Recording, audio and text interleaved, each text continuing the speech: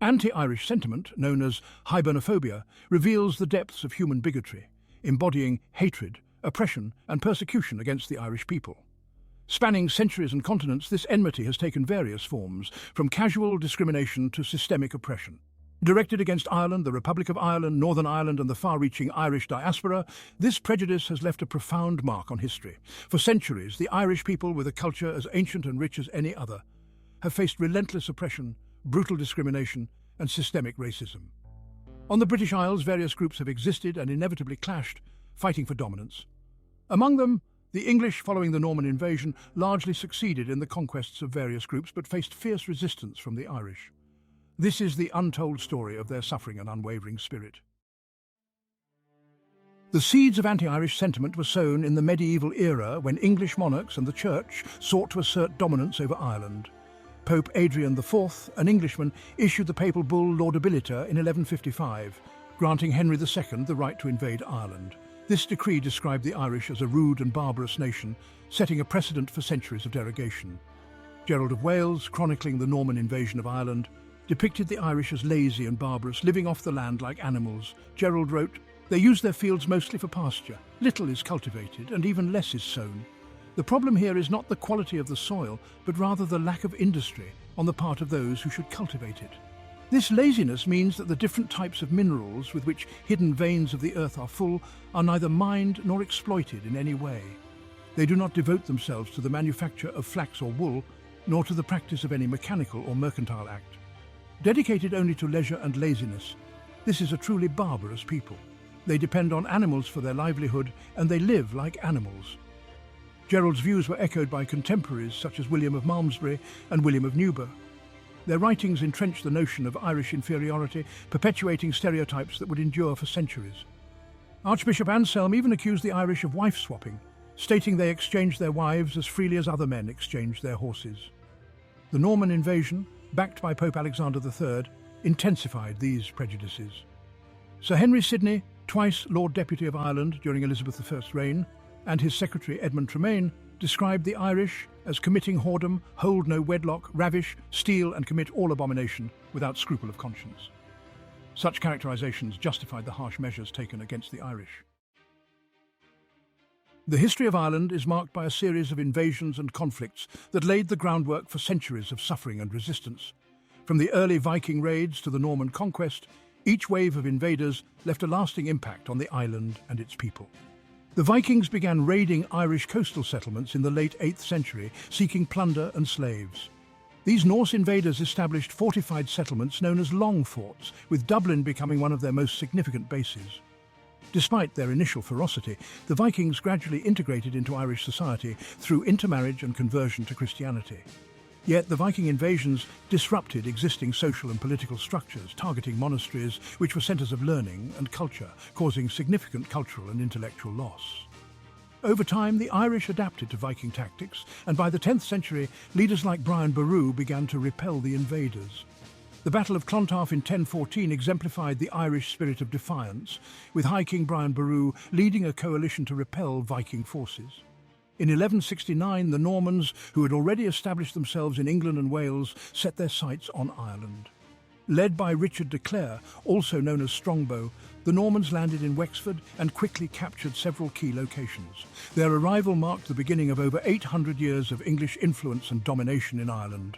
The Normans, with their superior military technology and tactics, swiftly expanded their control. They built castles, established feudal systems, and integrated with the local Gaelic nobility through strategic marriages.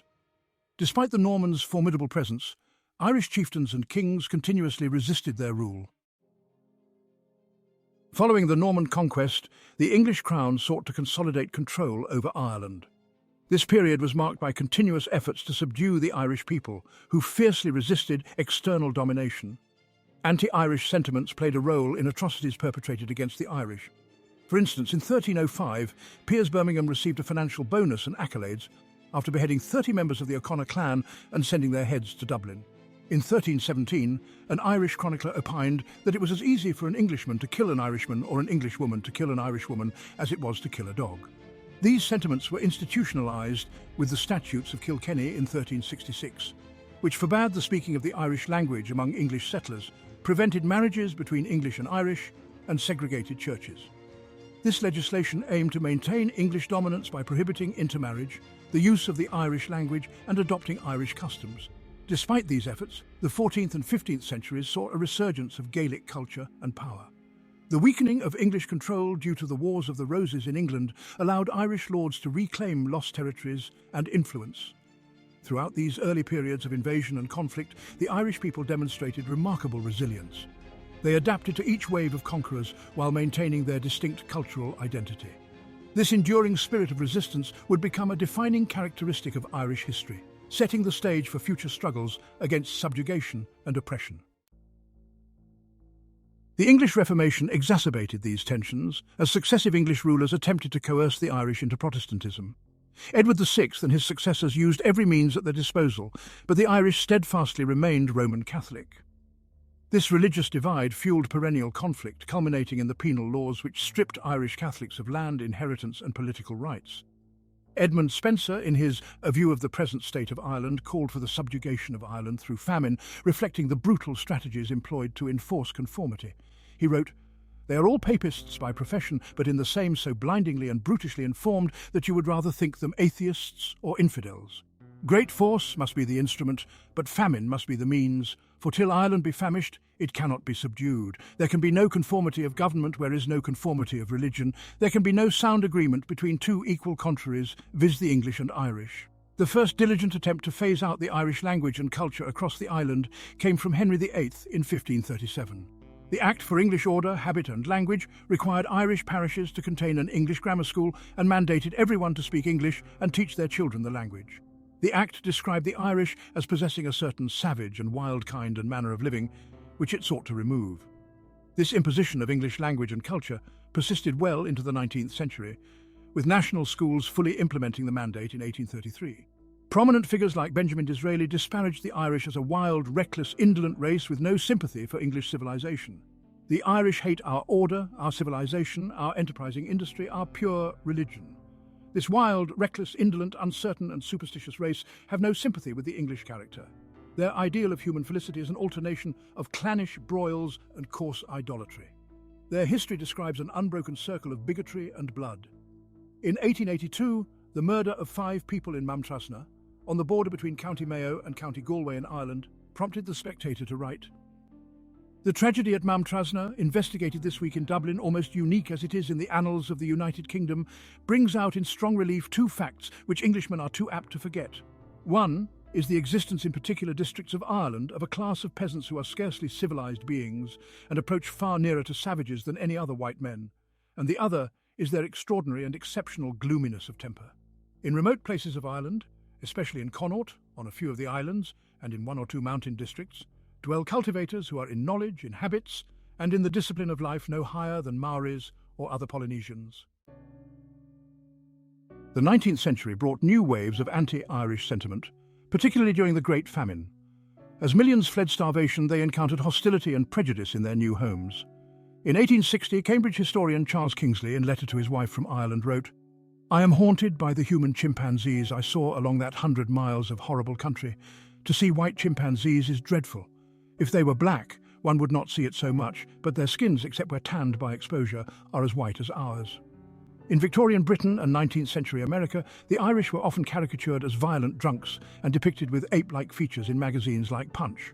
An 1862 satire in the British magazine Punch, titled The Missing Link, described the Irish in derogatory terms.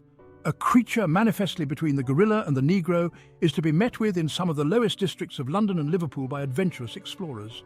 It comes from Ireland, whence it has contrived to migrate. It belongs, in fact, to a tribe of Irish savages, the lowest species of Irish Yahoo.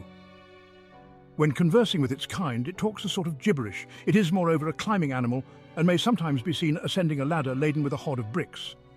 These stereotypes justified widespread discrimination, from employment exclusion to violent assaults. The British government's response to the famine was largely dictated by laissez-faire economic principles, which prioritised minimal state intervention. Officials believed that market forces should address the crisis, despite the clear evidence of widespread suffering. Initial relief measures, such as public works programmes and soup kitchens, were insufficient and poorly managed. The British government eventually shifted to a policy of workhouses, which were overcrowded and disease-ridden. As the potato crops failed year after year, millions of Irish people faced starvation and severe malnutrition. The lack of alternative food sources and the inefficacy of relief efforts led to widespread mortality. The famine also led to outbreaks of diseases such as typhus, cholera, and dysentery, which further increased the death toll. Poor sanitary conditions and overcrowding in workhouses and makeshift shelters exacerbated the spread of illness. Faced with starvation and disease, over 1 million Irish people emigrated to countries like the United States, Canada, and Australia. The journey was perilous, with many perishing on the so-called coffin ships due to overcrowding and unsanitary conditions. The mass emigration significantly reduced Ireland's population, leading to a demographic shift that had long-lasting effects on Irish society and culture. The Irish diaspora also played a crucial role in the global spread of Irish culture and political activism. In the United States, anti-Irish sentiment reached a peak with the Know Nothing movement of the 1850s, which sought to expel Catholics from public office. Anti-Irish job discrimination was rampant, epitomised by the infamous "No Irish Need Apply" signs. While historians debate their prevalence, the impact on Irish immigrants was undeniable. Ads in newspapers and posters barring Irish workers were a common sight, reinforcing their exclusion from economic opportunities. Irish immigrants faced hostility from nativist groups who viewed them as a threat to American jobs and culture. Irish immigrants were often viewed as a burden on society. They were stereotyped as lazy, drunk, and prone to criminality. Irish immigrants faced significant barriers in finding employment. Many businesses displayed "No Irish Need Apply" signs, explicitly barring them from job opportunities. Irish immigrants often lived in overcrowded slums with poor sanitation and high disease rates. These conditions reinforced negative stereotypes and fueled further discrimination. Similar to Britain, Irish immigrants in America were often relegated to the most dangerous and low-paying jobs, such as construction and factory work. The media in both Britain and the United States often portrayed the Irish in a negative light. Cartoons and articles depicted them as violent, drunken, and uncivilized. Despite the pervasive discrimination, Irish immigrants made significant contributions to the cultural and social fabric of their new countries. They established vibrant communities, preserved their cultural traditions, and became active in labour movements and politics. Irish immigrants also played a crucial role in the fight for workers' rights and social justice.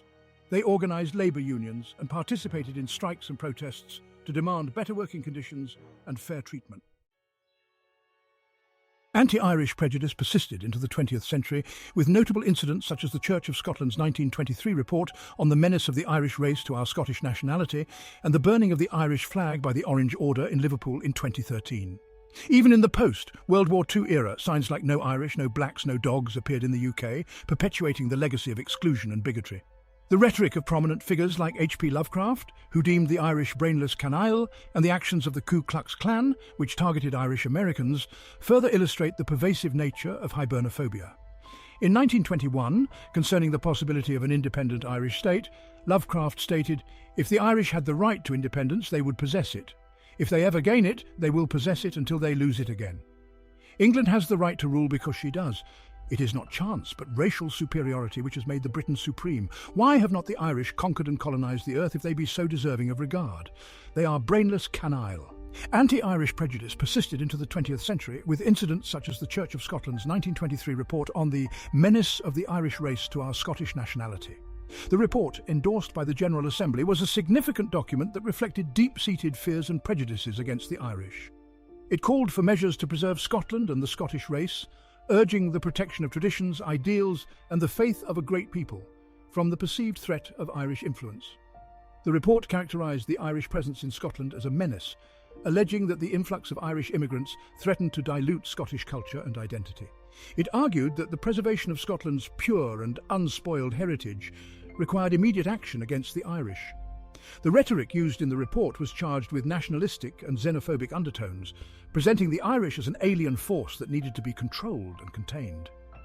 This document not only highlighted the institutionalised nature of anti-Irish sentiment, but also influenced public opinion and policy. It justified discriminatory practices and social exclusion, reinforcing the barriers faced by the Irish community in Scotland. The language of the report, advocating for the preservation of a great people, echoed the supremacist ideologies that were prevalent in other parts of the world during that era, contributing to a hostile environment for the Irish in Scotland. In 1934, the writer J.B. Priestley published the travelogue English Journey, in which he wrote, A great many speeches have been made and books written on the subject of what England has done to Ireland. I should be interested to hear a speech and read a book or two on the subject of what Ireland has done to England. If we do have an Irish Republic as our neighbour, and it is found possible to return her exiled citizens, what a grand clearance there will be in all the western ports from the Clyde to Cardiff. What a fine exit of ignorance and dirt and drunkenness and disease. In 1937, 10 young men and boys, aged from 13 to 23, burned to death in a fire on a farm in Kirkintilloch, Scotland. All were seasonal workers from Achillsound in County Mayo, Ireland. The Vanguard, the official newspaper of the Scottish Protestant League, referred to the event in the following text. The scandal of Kirkintilloch is not that some Irishmen have lost their lives in a fire. It is that Irish papists brought up in disloyalty and superstition are engaged in jobs which should belong by right to Scottish Protestants. The Kirkintilloch sensation again reminds the people of Scotland that Rome's Irish scum still overrun our land. The modern era of Irish history has been marked by significant political and social changes, including the continuing challenges of anti-Irish racism and the complex dynamics of Northern Ireland. Despite the progress made, instances of discrimination and cultural bias against the Irish persist, particularly in the UK. Irish people are sometimes still portrayed negatively in media and popular culture, reinforcing outdated and prejudicial views. Instances of discrimination against Irish people in employment and social settings continue to be reported. While less overt than in the past, these issues highlight ongoing prejudices. Notable incidents of anti-Irish racism, such as derogatory remarks by public figures or discriminatory practices by institutions, have sparked public outcry and calls for greater awareness and education on anti-Irish racism. In 2002, English journalist Julie Burchill narrowly escaped prosecution for incitement to racial hatred, following a column in The Guardian where she described Ireland as being synonymous with child molestation, Nazi sympathising and the oppression of women. She had expressed anti-Irish sentiment several times throughout her career, announcing in the London journal Time Out, "I hate the Irish, I think they're appalling." In March 2012, a classified ad in Perth, Australia, placed by a bricklayer, stated that no Irish should apply for the job. In July 2012, the Irish Times published a report on anti-Irish prejudice in Britain. It claimed that far-right British nationalist groups continued to use anti-IRA marches as an excuse to attack and intimidate Irish immigrants. Shortly before the 2012 Summer Olympics, British athlete Daley Thompson was shown an image of a runner with a misspelt tattoo and said that the person responsible for the misspelling must have been Irish. The BBC issued an apology. On August 8, 2012, an article appeared in Australian newspapers titled "Punch Drunk Ireland Intoxicated as Taylor Swings Towards Boxing Gold." The article claimed that Katie Taylor was not what you'd expect in a fighting Irish woman, nor is she surrounded by people who'd prefer a punch to a potato. The journalist who wrote it apologised for indulging racial stereotypes. The following day, Australian commentator Russell Barwick asserted that athletes from Ireland should compete for the British Olympic team, likening it to a surfer from Hawaii not surfing for the USA. When fellow presenter Mark Chapman explained that the Republic of Ireland was an independent state, Barwick remarked, "It's nothing but an Irish joke." Since at least 2012, Greg Hodge, managing director of the dating website beautifulpeople.com, has expressed anti-Irish sentiment on numerous occasions. In 2020, he said, "There are many examples of very handsome Irish men in Hollywood.